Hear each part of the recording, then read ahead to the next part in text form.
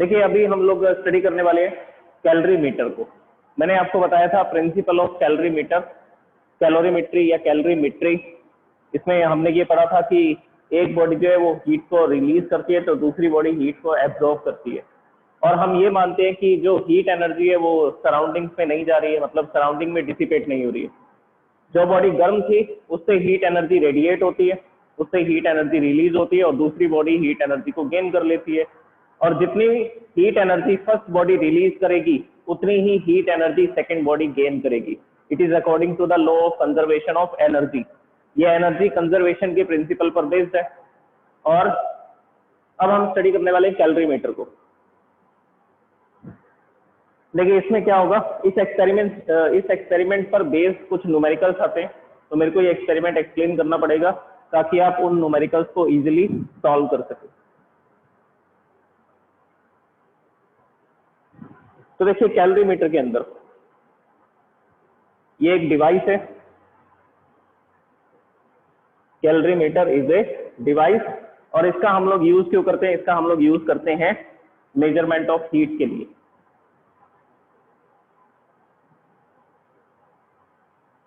Calorimeter is a device which is used to for the measurement of heat energy. तो heat energy को measure करना है, उसके लिए कैलोरीमीटर का यूज किया जाएगा और ये कैलोरीमेट्री के प्रिंसिपल पे वर्क करता है।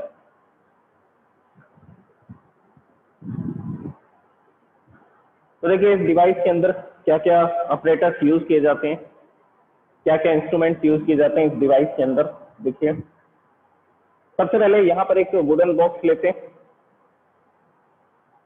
इंसुलेटिंग मटेरियल, देखिए इंसुलेटिंग मटेरियल लेना जरूरी है, नहीं तो फिर हीट एनर्जी सराउंडिंग में रेडिएट हो जाएगी और हम जो हीट एनर्जी को मेजर करना चाहते हैं वो मेजरमेंट सही से नहीं होगा।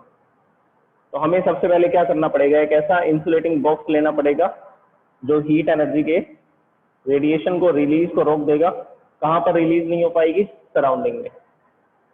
तो सबसे पहले ये जो कैलोरीमीटर होता है इसके अंदर एक इंसुलेटिंग बॉक्स होता है, इंसुलेटिंग बॉक्स या इंसुलेटिंग लेयर होती है, आप ये बोल सकते हैं। और इसके लिए हम लोग किसका बॉक्स यूज कर सकते हैं? वुडन बॉक्स यूज कर सकते हैं या पॉलीस्टाइरीन यूज कर सकते हैं। जैसे कॉफी कप होते हैं ना, कॉफी पीने के लिए डिस्पोजल कप आते हैं, पॉलीस्टाइरीन के होते हैं, तो उसको भी यूज किया जा सकता है इंसुलेटिंग मटेरियल के रूप में। ये दोनों ही हीट एनर्जी को क्या करेंगे? बाहर जाने से रोकेंगे, इंसुलेशन का वर्क करेंगे, एडियाबैटिक वॉल क्रिएट कर देंगे। तो यहाँ पर एक वुडन बॉक्स लेंगे,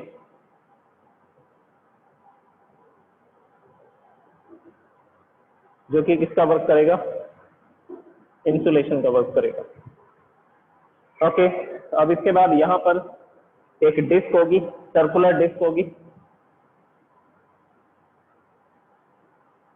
ये भी इंसुलेटिंग मटेरियल की होगी। तो यहाँ पर एक सर्कुलर डिस्क लगी होती है,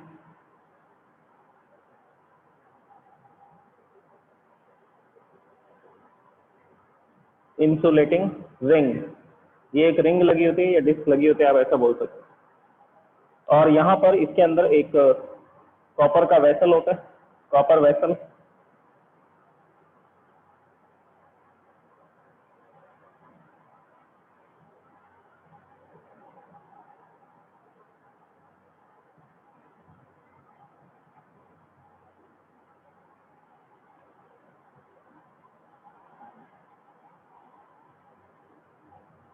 ये इसमें एक कॉपर वेसल लगा होगा जिसके अंदर हम लोग क्या फिल कर देंगे?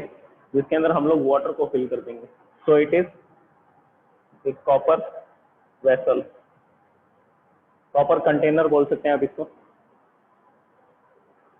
और ये जो पूरा का पूरा बॉक्स है, वुडन बॉक्स है, इसके ऊपर एक इंसुलेटिंग मटेरियल की एक कैप लगी होगी या कवर बोल सकते हैं आप, ये भी वुड का होगा। ये कवर भी वुड का बना होता है और इसके बीच में ड्रिल मशीन से होल किए होते हैं। उन होल्स के थ्रू दो चीजें पास की जाएंगी। सबसे पहले थर्मोमीटर,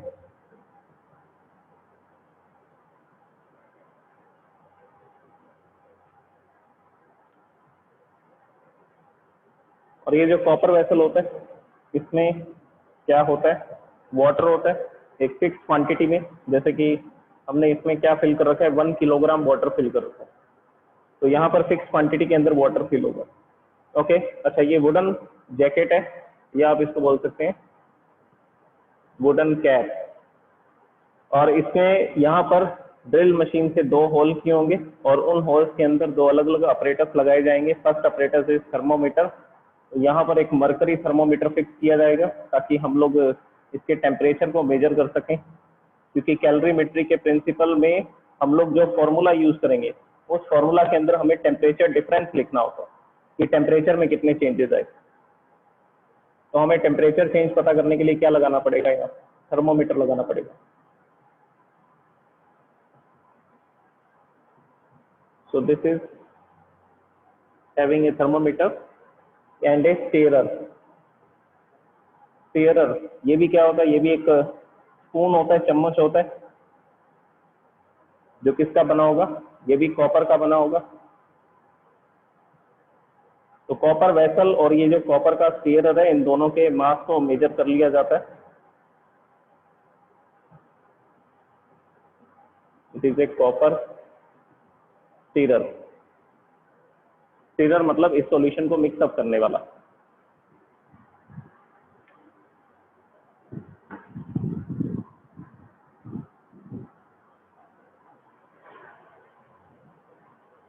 ओके, इस बीकर के अंदर यहाँ पर क्या होगा, वाटर होगा, 1 किलोग्राम वाटर। जो दूसरा सब्सटेंस है वो भी इसी में डाला जाएगा, जिसकी हीट एनर्जी या स्पेसिफिक हीट कैपेसिटी को मेजर करना है। इसके बाद ये जो ब्लैंक स्पेस आपको दिखाई दे रहा है, इस ब्लैंक स्पेस के अंदर या तो एयर फिल होगी, एयर है वो भी एक इंसुलेटर का वर्क करती है। जैसे कि आपने ये देखा होगा कि घरों को बनाने के लिए होलो ब्रिक्स का यूज किया जाता है। होलो ब्रिक्स अंदर से खोखली होती है, एयर होती है उसके अंदर। उसका ये बेनिफिट होता है कि गर्मी के दिनों में जो अंदर रूम का टेम्परेचर है वो इंक्रीज नहीं हो पाता, क्योंकि एयर इंसुलेशन का वर्क करती है, इंसुलेटर का वर्क करती है, तो बाहर की हीट एनर्जी अंदर नहीं आ पाती। और इसी तरह से सर्दियों के अंदर जब हम रूम के अंदर हीटर लगाएंगे तो अंदर की हीट एनर्जी बाहर नहीं जा पाएगी। तो होलो ब्रिक्स का यूज करते हैं क्योंकि उनमें एयर फिल्ड होती है और एयर जो है वो इंसुलेटर का वर्क करती है।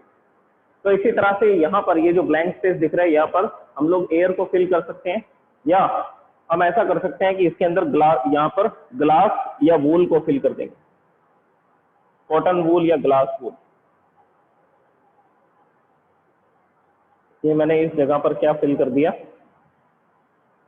कॉटन को फिल कर दिया। ओके, तो ये हमारा है कैलोरीमीटर। अब इसमें देखिए हमें उस सब्सटेंस को डालना है जिस सब्सटेंस की स्पेसिफिक हीट हमें मेजर करनी है। It is also use to measure specific heat of substance. किसी भी सब्सटेंस की स्पेसिफिक हीट क्या कर सकते हैं, मेजर कर सकते हैं। और जिस भी सब्सटेंस की स्पेसिफिक हीट मेजर करनी है तो पहले उसको हीटअप करेंगे, गर्म करेंगे। देखिए अभी इसके अंदर ये जो वाटर है और ये जो कॉपर वेसल है, इन दोनों का जो टेम्परेचर है वो 20 डिग्री सेल्सियस है। दोनों रूम टेम्परेचर पर है, ठीक है, दोनों का टेम्परेचर है 20 डिग्री सेल्सियस। ये जो कॉपर वेसल है और ये जो स्टीयरर है और यहाँ पर जो वाटर है, इन तीनों का टेम्परेचर 20 डिग्री सेल्सियस, ठीक है। उसके बाद हमने क्या किया, जैसे मान लीजिए मेरे पास एल्यूमिनियम का एक ब्लॉक था, ये एल्यूमिनियम का एक ब्लॉक है 1/2 kg का, आधे किलोग्राम का, 0.5 किलोग्राम का। तो 1/2 किलोग्राम का ये जो ब्लॉक है, ये ब्लॉक किसका है, एल्यूमिनियम का। तो मैंने इस एल्यूमिनियम के ब्लॉक को हीटअप किया, मान लीजिए 100 डिग्री सेल्सियस तक गर्म कर दिया। तो 100 डिग्री सेल्सियस पर ये गर्म जो एल्यूमिनियम था, इस एल्यूमिनियम को मैंने उठा करके ये जो वुडन कैप है इसको हटाएंगे, इसको हटा करके इस कॉपर के वेसल में, मतलब कि इस वाटर के अंदर मैंने डाल दिया। तो वाटर के अंदर डालूंगा तो क्या होगा, यहाँ पर ये जो एल्यूमिनियम है ये 100 डिग्री सेल्सियस पर है, और जो वाटर है और जो कॉपर वेसल है इनका टेम्परेचर है 20 डिग्री सेल्सियस। तो हीट एनर्जी ट्रांसफर होगी एल्यूमिनियम से वाटर के अंदर और कॉपर वेसल के अंदर। तो एल्यूमिनियम अपनी हीट एनर्जी को रिलीज करेगा और यहाँ पर जो वाटर है वो इस हीट एनर्जी को गेन करेगा। और वाटर का मास हमें ऑलरेडी पता है, वाटर का मास हमें ऑलरेडी पता है। इसके साथ साथ हमें इसकी स्पेसिफिक हीट भी पता है, 4200 जूल पर किलोग्राम पर डिग्री सेल्सियस। तो हमें इसकी स्पेसिफिक हीट भी पता है, हमें इसका मास भी पता है। अब हम क्या करेंगे, कैलोरीमेट्री का प्रिंसिपल लगाएंगे। प्रिंसिपल क्या होता है, heat loss is equal to heat gain. एक बॉडी ने जितनी हीट को लॉस किया और दूसरी बॉडी ने उतनी हीट को क्या किया, गेन किया। और यहाँ पर फॉर्मूला लगेगा MST, यहाँ पर भी फॉर्मूला लगेगा MST, mass of the aluminium, specific heat of aluminium, change in temperature of aluminium, फिर मास ऑफ द वाटर, और ये जो कॉपर का वेसल है इसका मास भी इसके साथ लिखना पड़ेगा। और यहाँ पर क्योंकि यहाँ पर दो चीजें हैं जो हीट को एब्जॉर्ब करनी है, सबसे पहला वाटर इस हीट को एब्जॉर्ब करेगा, जो हीट कहाँ से मिलेगी, एल्यूमिनियम से मिलेगी। तो मैंने एल्यूमिनियम के ब्लॉक को यहाँ डाल दिया और यहाँ पर जो हीट रिलीज होगी वो वाटर भी गेन करेगा और कॉपर वेसल भी गेन करेगा। तो यहाँ पर दो ऑब्जेक्ट हैं जो इस हीट को गेन करने वाले हैं।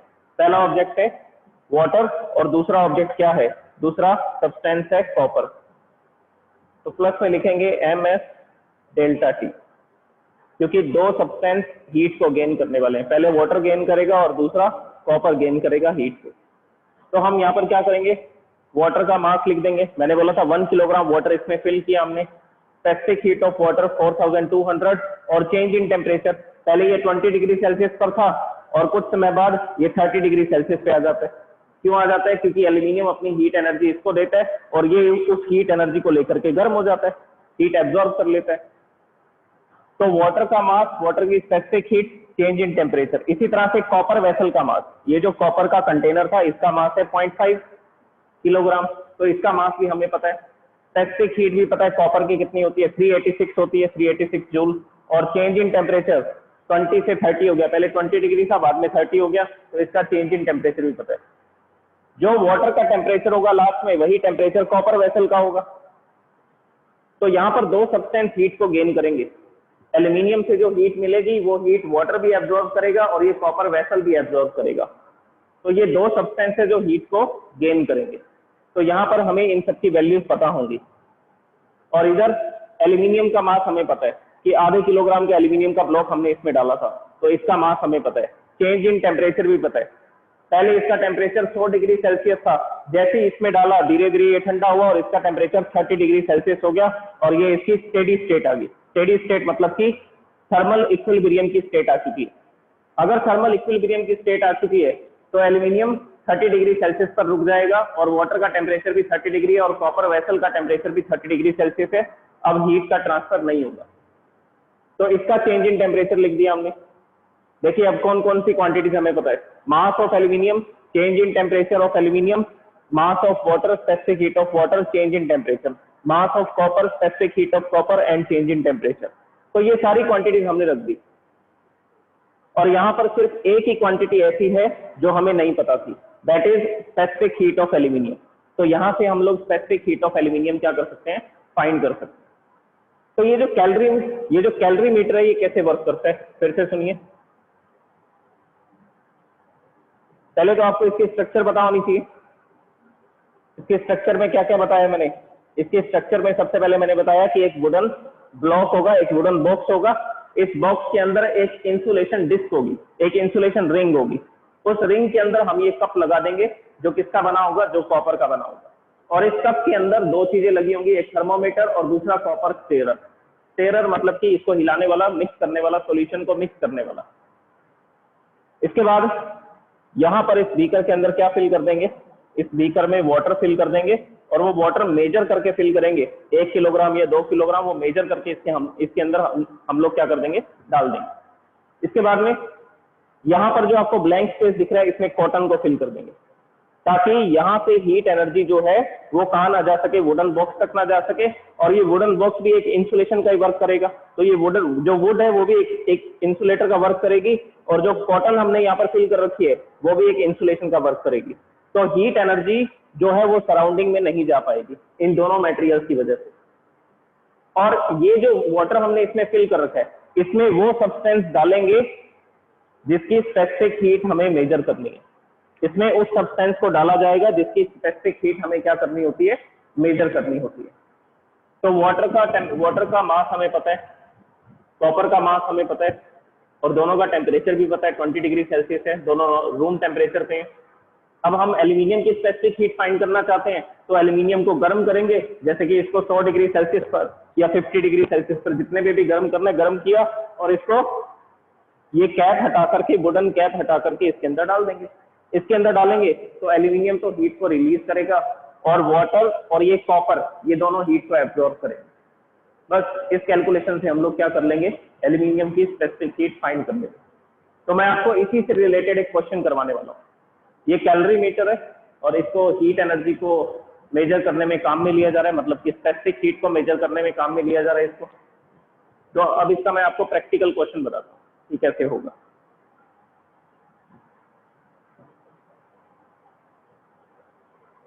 एक क्वेश्चन मैं करता हूँ, फिर एक क्वेश्चन आपके लिए होगा।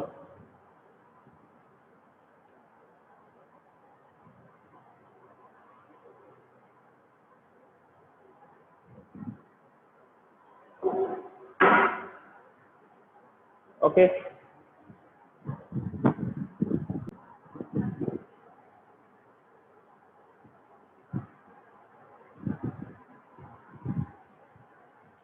क्वेश्चन को नोट कीजिए।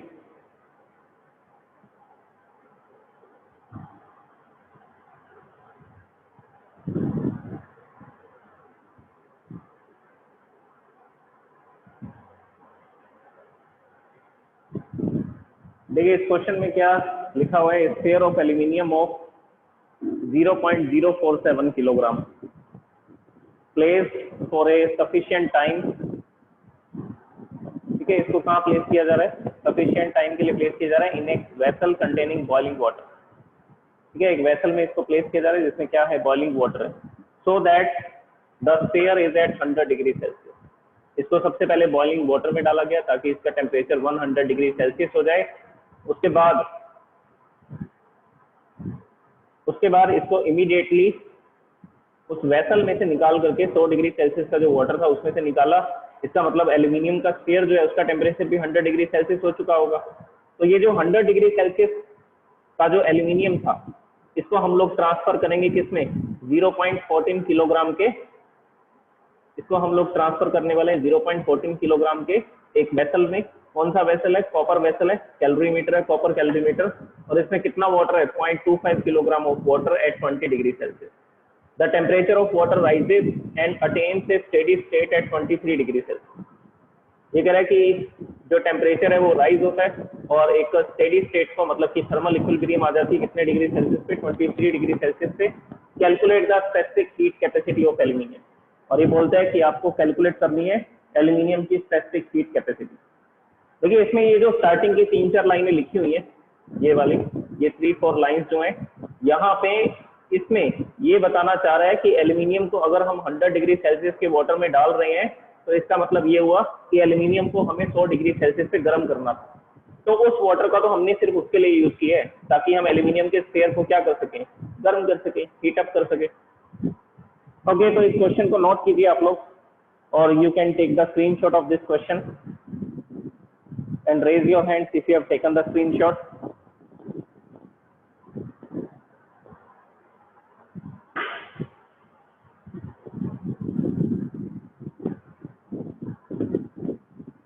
ओके, तो अब देखिए मैं आपको एक्सप्लेन करता हूँ बोर्ड पे। तो इस क्वेश्चन के अंदर देखिए क्या बताया गया। सबसे पहले एक बीकर है जिसके अंदर, जिसको हमने एक स्टैंड पे रखा हुआ है, ट्राइपॉड स्टैंड पे, और इस बीकर के अंदर हम लोग वाटर को हीटअप कर रहे हैं। वाटर को हीटअप करने के लिए हमने यहाँ पर बर्नर लगा रखा है, बर्नर लगा करके इसको गर्म कर रहे हैं। तो यहाँ पर क्या है, इस बीकर के अंदर वाटर है जो कितने डिग्री सेल्सियस पे, जो 100 डिग्री सेल्सियस पे। थर्मोमीटर लगा करके देख लेंगे कितना टेम्परेचर है इसका, 100 डिग्री सेल्सियस पे। अब मेरे पास एक स्फीयर था, एक एल्यूमिनियम का स्फीयर है, एक एल्यूमिनियम बॉल है, छोटी सी बॉल है एल्यूमिनियम की, और कितने किलोग्राम की है, 0.047। इसका मास दे रखा है 0.047 किलोग्राम। और इस एल्यूमिनियम की बॉल को मैंने इस 100 डिग्री सेल्सियस के वाटर में डाल दिया। तो इस एल्यूमिनियम की बॉल को जैसे ही मैंने इस 100 डिग्री सेल्सियस के वाटर में डाला तो मैंने देखा कि धीरे धीरे इसका टेम्परेचर भी 100 हो जाएगा, ये भी गर्म हो जाएगी। तो इसको हमने 10 मिनट तक इसमें डाले रखा और देखा ये जो एल्यूमिनियम की बॉल है इसका टेम्परेचर भी कितना हो चुका है, इसका टेम्परेचर भी 100 डिग्री सेल्सियस। तो ये प्रोसेस तो इस क्वेश्चन में इसलिए बता रखी है कि हमने एल्यूमिनियम को कैसे गर्म करना है। एक्सपेरिमेंट में एल्यूमिनियम की जो बॉल है, एल्यूमिनियम की बॉल को कैसे गर्म करना है, कैसे हीटअप करना है, उसके लिए ये तरीका बता रखे हैं कि आप 100 डिग्री सेल्सियस का वाटर लीजिए, उसमें इस एल्यूमिनियम बॉल को डाल दीजिए 5 मिनट 10 मिनट के लिए, उसके बाद इसका टेम्परेचर भी 100 डिग्री सेल्सियस हो जाएगा इस एल्यूमिनियम की बॉल का। ओके, अब ये जो 100 डिग्री सेल्सियस की एल्यूमिनियम की बॉल है, इसको हम ट्रांसफर करेंगे कैलोरीमीटर के अंदर। और कैलोरीमीटर के अंदर क्या होगा, एक कॉपर का वेसल होगा। इस कॉपर वेसल के अंदर, अच्छा ये जो कॉपर वेसल है इसका मास भी दे रखा है, इसका मास आपको बता रखा है 0.14 किलोग्राम, 0.14 किलोग्राम। और इसमें है वाटर, ये जो कॉपर वेसल है इसमें क्या है, इसमें वाटर है। कितना वाटर है, 0.25 किलोग्राम। इसका मास भी हमें बता रखना कि इस कैलोरीमीटर में कितना वाटर फिल किया गया, तो 0.25 किलोग्राम इसमें वाटर फिल कर रखे। अब वो जो 100 डिग्री सेल्सियस पर जो गर्म बॉल थी एल्यूमिनियम की, तो मैंने इस एल्यूमिनियम की जो बॉल थी कितने डिग्री सेल्सियस पे, 100 डिग्री सेल्सियस पे, इसको इसके अंदर डाल दिया। लेकिन पहले वाटर का टेम्परेचर कितना था, 20 डिग्री सेल्सियस। अब क्या होगा, एल्यूमिनियम हीट एनर्जी को रिलीज करेगा, एल्यूमिनियम हीट एनर्जी को लॉस करेगा, और ये जो वाटर है और जो कॉपर वेसल है ये इस हीट एनर्जी को क्या करेंगे, ये इस हीट एनर्जी को गेन करेंगे। तो रिलीज करने वाला तो एक ही सब्सटेंस है एल्यूमिनियम, और गेन करने वाले दो सब्सटेंस है, पहला सब्सटेंस है कॉपर और दूसरा सब्सटेंस है वाटर। अब हम इसके लिए फॉर्मूलाज लगा देंगे। अच्छा, स्टेडी स्टेट आ जाती है, क्वेश्चन में एक वर्ड और लिखा हुआ है, स्टेडी स्टेट का मतलब है थर्मल इक्विलिब्रियम। स्टेडी स्टेट का क्या मतलब है, थर्मल इक्विलिब्रियम। थर्मल इक्विलिब्रियम की स्टेट कितने डिग्री सेल्सियस पे आती है, 23 डिग्री सेल्सियस पे। मतलब कि तीनों सब्सटेंस का टेम्परेचर 23 हो जाएगा। पहले इसका टेम्परेचर 20 था, इसका 20 था, एल्यूमिनियम का था 100 डिग्री सेल्सियस। अब ये हीट को लॉस करेगा और वो हीट को गेन करेंगे सब्सटेंस, और आप कुछ समय के बाद में दोनों का टेम्परेचर कितना हो जाएगा, 23 डिग्री सेल्सियस हो जाएगा। तो ये क्वेश्चन में गिवन है, और आपसे क्या पूछा गया है, स्पेसिफिक हीट ऑफ एल्यूमिनियम, ये आपको फाइंड करना है।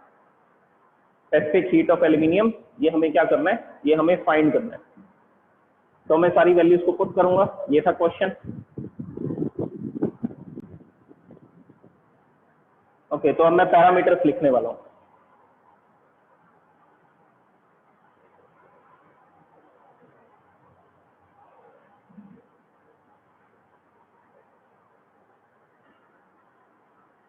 देखिए क्या क्या पैरामीटर्स हमें गिवन है, गिवन क्वांटिटीज लिखनी पड़ेंगी सॉल्यूशन के अंदर सबसे पहले, या डायरेक्ट क्वेश्चन भी शुरू कर सकते हैं। तो मैं डायरेक्ट यहां से शुरू करता हूं। Heat loss is equal to heat gain according to the principle of calorimetry. तो यहां से कैलकुलेशन स्टार्ट करते हैं। Heat loss is equal to heat gain. Heat कौन लॉस कर रहा है, एल्यूमिनियम। एल्यूमिनियम हीट को लूज कर रहा है।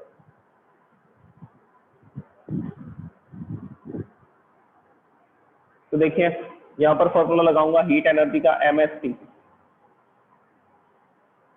और किसका मास लिखेंगे, मास ऑफ एल्यूमिनियम। तो मैं इसको लिख देता हूं M, और इसके सबस्क्रिप्ट में लिख देता हूं AL, aluminium. Next, specific heat of aluminium and change in temperature, ये आएगा चेंज इन टेम्परेचर। तो यहाँ पर इन पैरामीटर्स को लिखने की बजाय, या इनको चलो लिख देते हैं पैरामीटर्स को। इसके बाद में हीट गेन कौन कौन कर रहा है, हीट गेन बाय कॉपर। तो mass of copper, specific heat of copper and change in temperature of the copper, plus mass of water, specific heat of water and change in temperature of water. तो देखिए क्या क्या हो रहा है, यहाँ पर ये हीट को लूज कर रहे हैं, ये हीट को गेन कर रहे हैं। कॉपर और वाटर दोनों हीट को गेन कर रहे हैं। अब वैल्यूज पुट कर दीजिए। एल्यूमिनियम का मास कितना गिवन है, 0.047 multiply by specific heat of aluminium, change in temperature. Aluminium का पहले टेम्परेचर था 100 डिग्री सेल्सियस, और क्वेश्चन में एक चीज गिवन है, स्टेडी स्टेट थर्मल इक्विलिब्रियम की कंडीशन आती है 23 डिग्री सेल्सियस पे। तो पहले इसका टेम्परेचर था 100 डिग्री सेल्सियस, बाद में कितना हो गया 23 डिग्री सेल्सियस। तो चेंज इन टेम्परेचर आएगा 100 minus 23 equal to mass of copper. Copper का मास गिवन है 0.14 multiply by specific heat of copper. Specific heat of copper is 386, ये आप याद कर लीजिए, 386 जूल पर किलोग्राम पर degree Celsius. It is not given in the question, ये क्वेश्चन गिवन नहीं है। कैलोरीमेट्री के प्रिंसिपल में आपको ये याद रखना पड़ेगा, कॉपर की स्पेसिफिक हीट और वाटर की स्पेसिफिक हीट ये गिवन नहीं होती है क्वेश्चन में कभी कभी। चेंज इन टेम्परेचर, कॉपर का जो वेसल था उसका टेम्परेचर था 20 डिग्री, बाद में थर्मल इक्विलिब्रियम आया 23 पे, तो चेंज इन टेम्परेचर कितना होगा 23 minus 20, this is the change in temperature. Plus mass of water, water का मास लिखिए कितना है 0.25, specific heat of water 4200, this is the specific heat of water.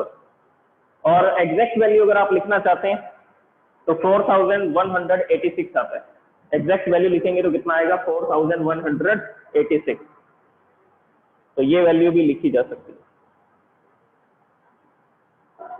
Multiply by change in temperature, कितना temperature में change हो रहा है, इसका टेम्परेचर भी पहले 20 था, बाद में 23 हो गया, तो 3 डिग्री का चेंज आया। 0.25 इंटू 4186 मल्टीप्लाई बाय 23 माइनस 20।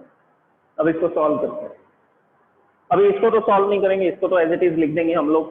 कितना आएगा ये next statement 0.047 multiply by specific heat of aluminium which we have to find out,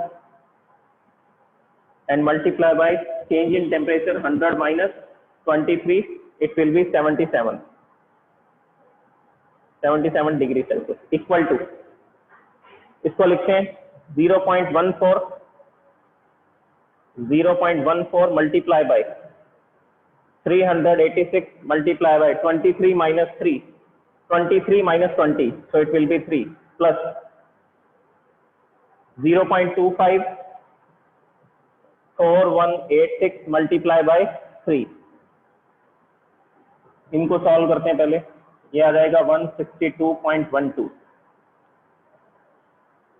इसके बाद में इसको सॉल्व करेंगे 0.25 इंटू 4186 इंटू 3, इसको सॉल्व करेंगे ये आएगा 3135।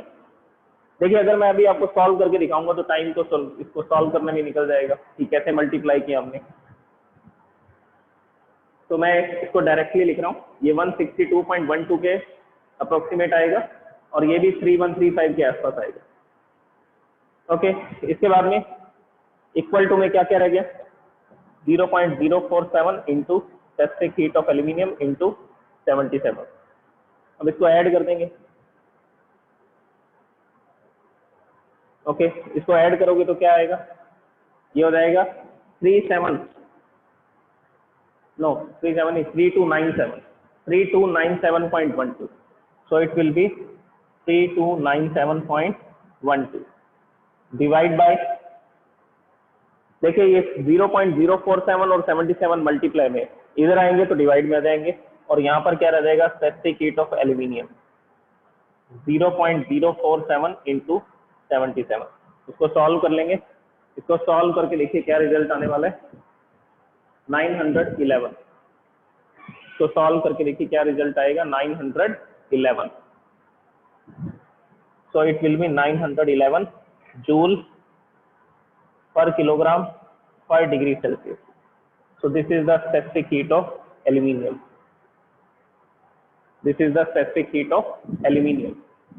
तो ये aluminium की specific heat है। Now take the screenshot of this solution. Question का तो स्क्रीनशॉट आपने ले लिया था, नहीं तो आपको वो एनसीईआरटी बुक में भी मिल जाएगा, और ये इसका सॉल्यूशन, सारी वैल्यूज पुट कर देंगे, बाद में इसको सॉल्व करना है और स्पेसिफिक हीट ऑफ एल्यूमिनियम को फाइंड करना है।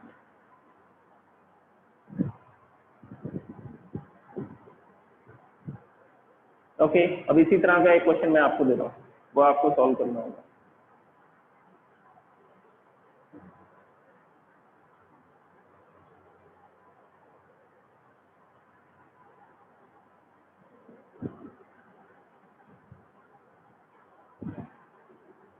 Only 2 minutes are left.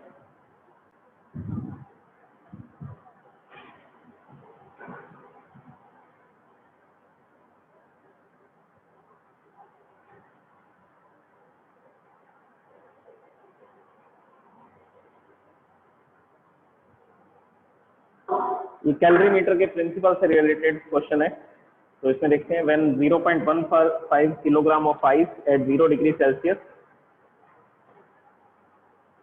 Next question, when 0.5 kilogram of ice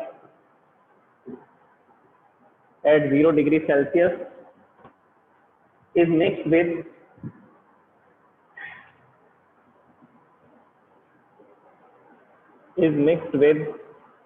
0.30 kilogram 0.30 kilograms of water at 50 degree Celsius at 50 degree Celsius in a container.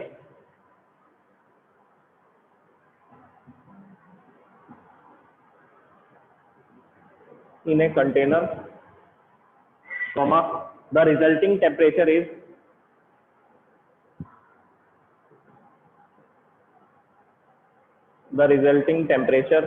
मतलब कि thermal equilibrium is 6.7 degree Celsius. 6.7 degree Celsius. Calculate the heat of fusion of ice.